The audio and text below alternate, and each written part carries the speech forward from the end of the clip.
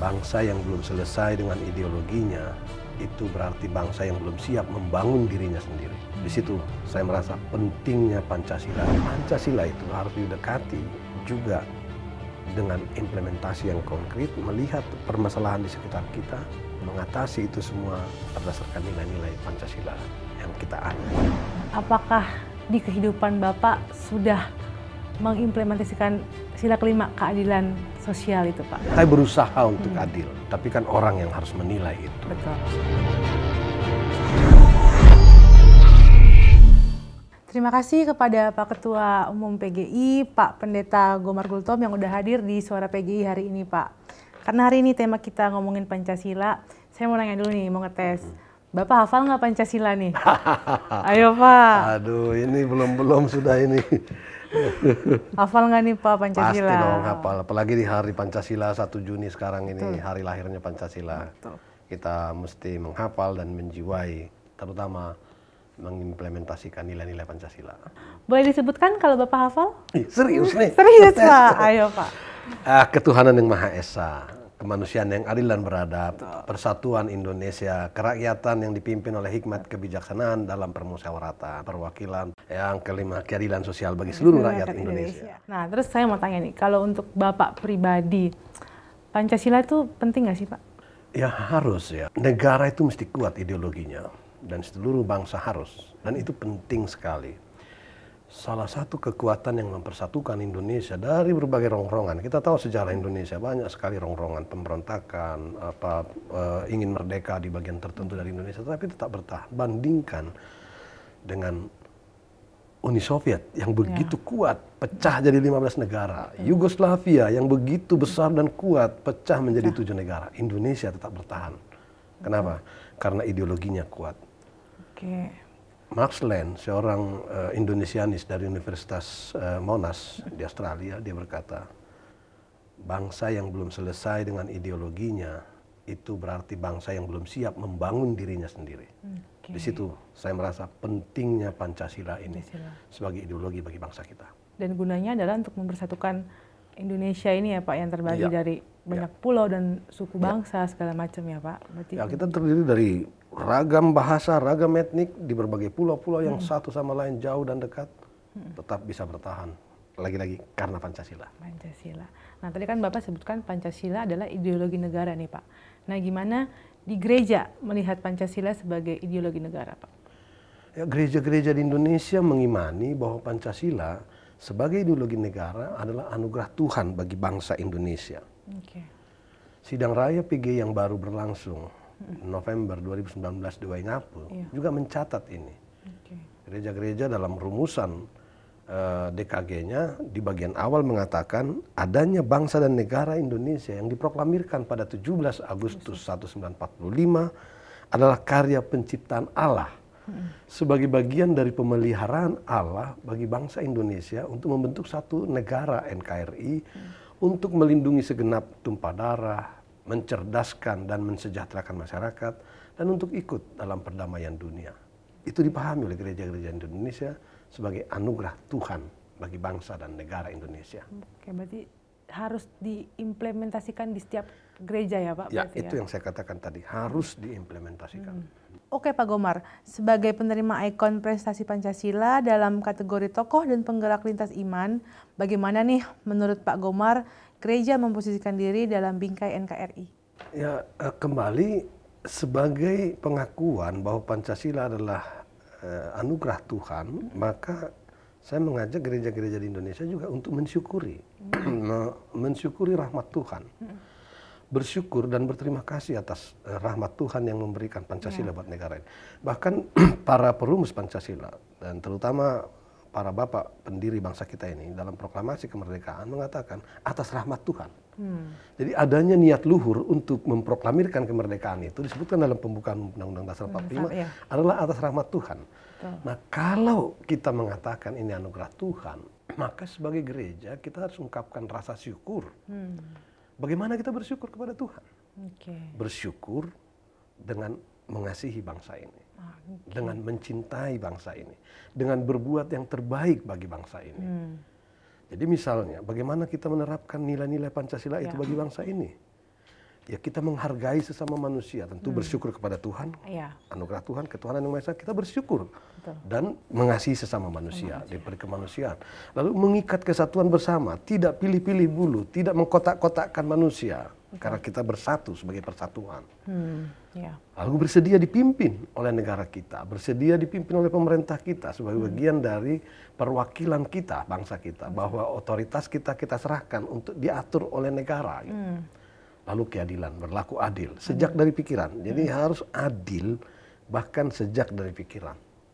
Berlaku adil, dan ikut memperjuangkan. Dengan kata lain, sebetulnya kita harus berani katakan, tidak ada pewartaan iman tanpa keterlibatan sosial, tidak ada evangelisasi tanpa perjuangan keadilan sosial. Itu sikap yang harus kita lakukan sebagai warga gereja yang adalah warga negara yang mensyukuri Pancasila. Gitu. Tadi kan Bapak sempat ada singgung soal sila kelima ya Pak, keadilan nih. Nah, apakah di kehidupan Bapak sudah mengimplementasikan sila kelima keadilan sosial itu Pak? Ini sulit menjawab. Ini saya nggak bisa kalau mengaku, ya saya berusaha untuk adil, saya berusaha untuk adil. Tapi kan orang yang harus menilai itu. Betul. Cilakanya ya, dalam perjalanan bangsa kita dan masyarakat kita, termasuk gereja-gereja kita, saya sering sekali melihat seolah-olah yang Pancasila itu hanya soal ketuhanan yang Maha Esa, hanya soal beribadah, hanya soal kebebasan beribadah. Tapi Pancasila itu melampaui seluruh aspek kehidupan. Sila Pancasila itu ada 5. 2 diantaranya menyebut tentang keadilan, kemanusiaan yang adil dan beradab. Yang kedua dan yang kelima keadilan sosial.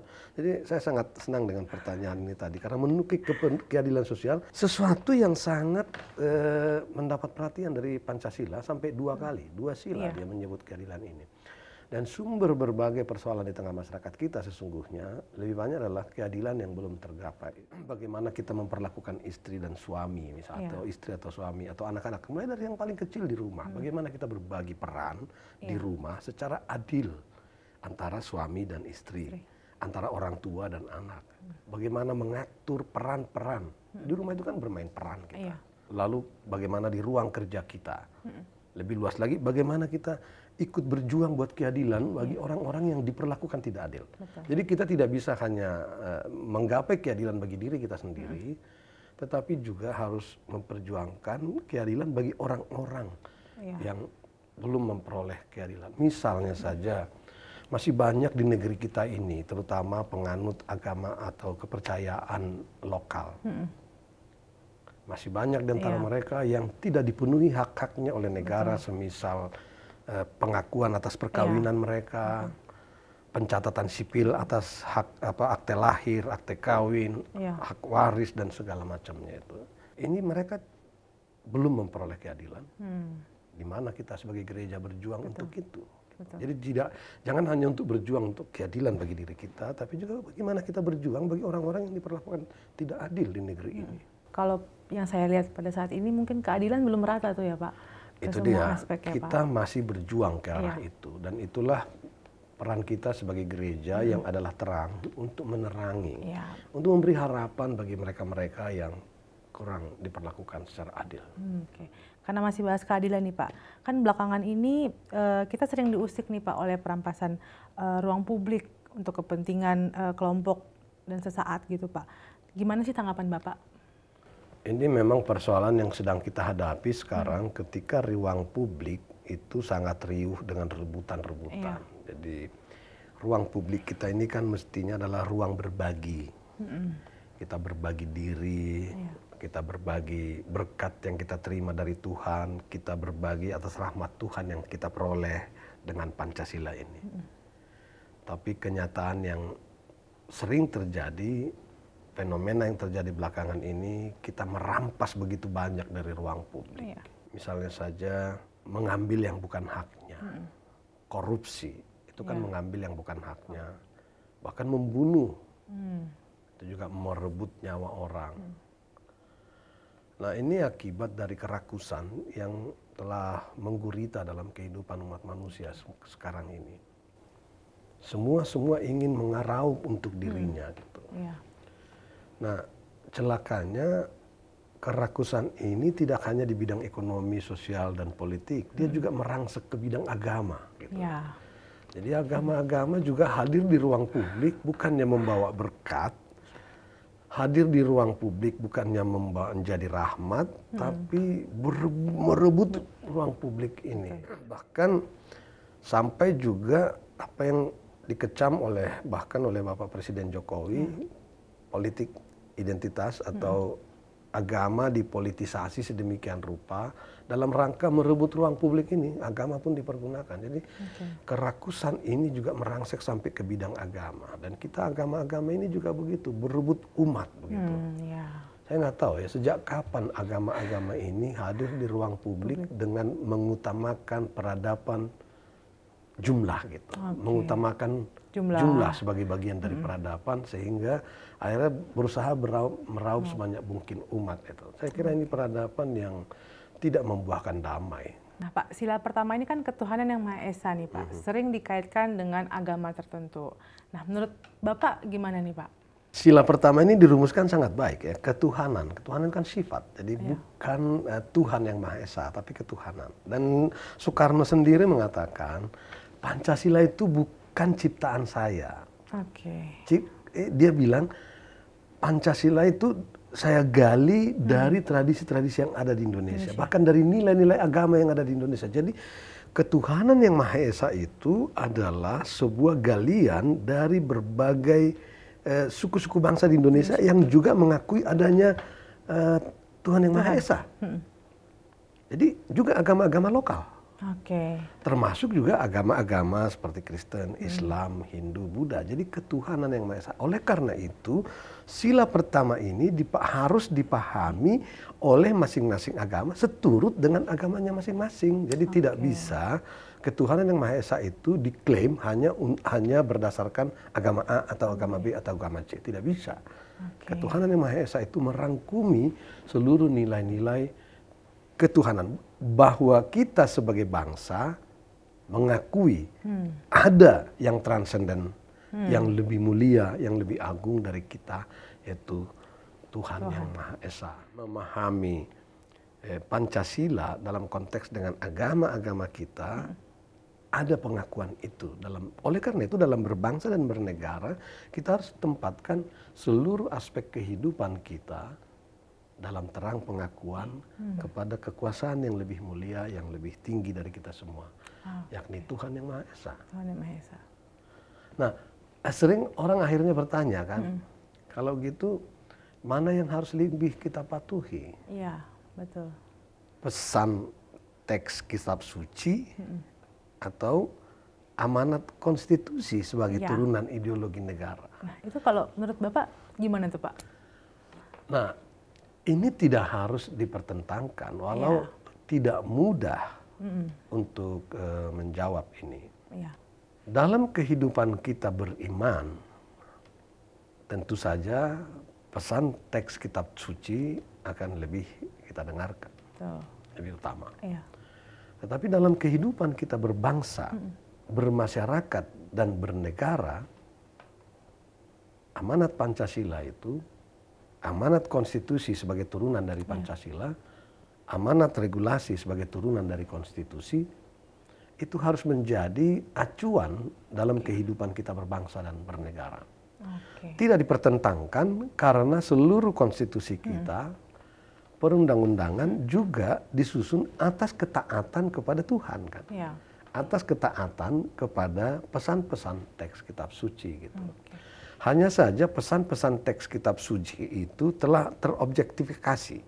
Jadi misalnya tidak murni ayat teks Alkitab atau Al-Quran atau Veda itu teksnya bulat-bulat dijadikan undang-undang. Tidak. Tapi nilainya diambil dan melalui perumusan yang objektif, maksud saya terobjektifikasi adalah bahwa itu bisa diterima oleh semua agama dan semua golongan gitu.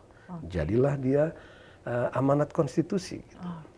Oleh karena itu dia tidak harus dipertentangkan, tapi dibuat berjalan berbarengan. Sehingga nggak relevan misalnya membandingkan ayat teks kitab suci mana lebih penting, Pancasila atau Alkitab. itu nggak relevan gitu, nggak apple to apple itu pertanyaannya gitu. Jadi sebaiknya kesetiaan kita dalam kehidupan beriman kita mengandalkan teks kitab suci, tapi dalam kehidupan bermasyarakat, berbangsa dan bernegara, kesetiaan kita didasarkan pada amanat, konstitusi, regulasi, dan undang-undang yang berlaku di Republik Indonesia. Nah, tadi di awal Bapak sempat sebutkan bahwa ideologi Pancasila itu adalah rahmat Tuhan nih Pak. Nah, gimana pendapat Bapak tentang hasil riset setara yang tertulis bahwa 83,3% siswa SMA menganggap Pancasila bisa diganti Pak, bisa dirubah? Ini buat saya sangat mengejutkan ya. Saya terus terang saya sangat terkejut dengan hasil penelitian setara institut ini. Tadi di bagian awal saya katakan seperti kata Bu Tiara, ideologi Pancasila itu sangat penting. Lihatlah Uni Soviet yang pecah jadi 15 negara tadi saya sebutkan, Yugoslavia yang pecah jadi 7 negara. Dan kita tidak ingin Indonesia ini pecah berkeping-keping. Dan oleh karena itu saya sangat prihatin dan ya galau gitu dengan fenomena anak-anak muda yang tidak melihat pentingnya mempertahankan Pancasila ini. Saya memang agak khawatir sejak reformasi pendidikan tentang ideologi Pancasila itu hilang dari kurikulum kita. Dulu kan ada PPKN ya, ada PPKN, pendidikan kewarganegaraan, ada pendidikan Pancasila di sekolah-sekolah. Dulu kita nyanyian-nyanyian diajarkan lagu-lagu perjuangan, lagu-lagu nasional. Sekarang itu hilang dari peredaran di sekolah-sekolah. Di sini menurut saya pentingnya kembali kurikulum kita dibenahi untuk lebih menanamkan kembali ideologi Pancasila. Di sini pentingnya kembali seluruh elemen bangsa bangun. Yang selama ini kita meminggirkan Pancasila. Terkesan memang sejak reformasi Pancasila dimarginalkan. Mungkin ada alergi terhadap Orde Baru dan P4 yang menggunakan Pancasila sebagai alat untuk menggempur banyak orang.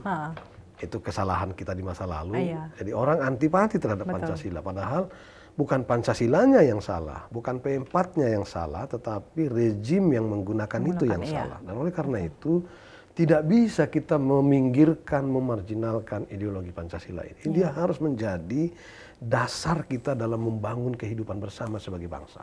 Dia menjadi way of life, dia menjadi tumpuan kita dalam mencapai apapun yang mau kita gapai dalam hidup ini. Dan dalam hal ini saya sangat menghargai Bapak Presiden Republik Indonesia, Bapak Jokowi, yang mendirikan BPIP, Badan Pembinaan Ideologi Pancasila, yang diberi tugas untuk membina bangsa ini, seluruh elemen bangsa, untuk lebih menghidupi nilai-nilai Pancasila. Karena itulah ideologi bangsa kita. Saya juga sangat menghargai Menteri Koordinator PMK dengan program revolusi mental yang juga didasarkan pada ideologi Pancasila ini. Saya kira kita semua harus bahu-membahu dengan ini. Hanya dengan itu kita bisa tetap bersatu. Saya dan Anda datang dengan latar belakang yang berbeda, tapi dengan Pancasila kita dipersatukan sebagai bangsa Indonesia. Dan ini harus kita syukuri, tapi tidak cukup hanya disyukuri dalam artian kata-kata, dia harus diimplementasikan dengan bersama-sama, berjuang bersama, menegakkan nilai-nilai yang terkandung dalam Pancasila itu. Betul. Jadi mungkin anak-anak zaman sekarang perlu lagi pelajari. Saya kira ini usaha bersama kita. Bayangkanlah reformasi tahun 98. Jadi sudah sekian tahun sampai sekarang angkatan muda jadi nggak mengalami lagi. Jadi tidak mengalami perbedaan-perbedaan, tidak mengalami duduk bersama di tengah perbedaan, tidak mengalami pendidikan kewarganegaraan. Akibatnya ya begini. Jadi harus diperbaiki menurut saya. Saya masih dapat tuh Pak PPKN. Kalau dulu kan PMP kalau nggak salah ya Pak. Terus masih ada lagu-lagu yang kita nyanyikan gitu. Mungkin sekarang itu yang dalam satu angkatan di Republik itu memang hilang dia. Hilang ya Pak. Termasuk lagu-lagu perjuangan tadi. Itu mungkin yang menyebabkan kayak riset setara tadi mungkin karena mereka akhirnya orang tidak melihat Pancasila. Dilihatlah, apalagi dilihat loh kriminalitas meningkat. Betul. Korupsi berjalan. Kondisi yang terjadi itu karena sekarang. Berarti Pancasila ini nggak memberikan jalan keluar buat bangsa saya. Tidak, masih mungkin sejahtera saya.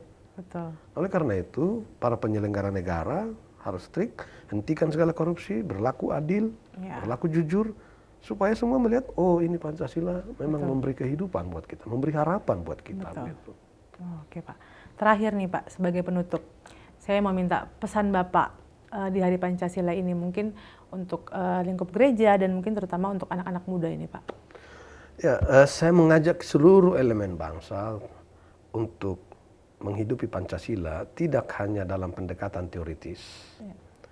Pendekatan teoritis terhadap Pancasila itu akan menjadi sia-sia dan melelahkan. Jadi Pancasila itu harus didekati juga dengan implementasi yang konkret, melihat permasalahan di sekitar kita, dan mengatasi itu semua berdasarkan nilai-nilai Pancasila yang kita anut. Jadi implementasi itu sangat penting. Dan harapan saya kepada kawula muda untuk lebih mendalami ideologi ini, makin mencintai Pancasila, karena percayalah, Pancasila ini akan tetap mempersatukan dan memperkokoh bangsa kita. Bayangkan pulau yang belasan ribu pulau, suku bangsa yang berbeda-beda, bagaimana ini bisa dipersatukan? Tapi Pancasila sudah terbukti dalam sejarah bangsa kita, mampu mempersatukan kita sebagai bangsa. Olehnya sekali lagi, mari kita cintai Pancasila dan kita perjuangkan nilai-nilainya dalam kehidupan keseharian kita. Wah, terima kasih banyak nih Pak untuk kasih, waktunya Mutiara. di Suara PGI kali ini.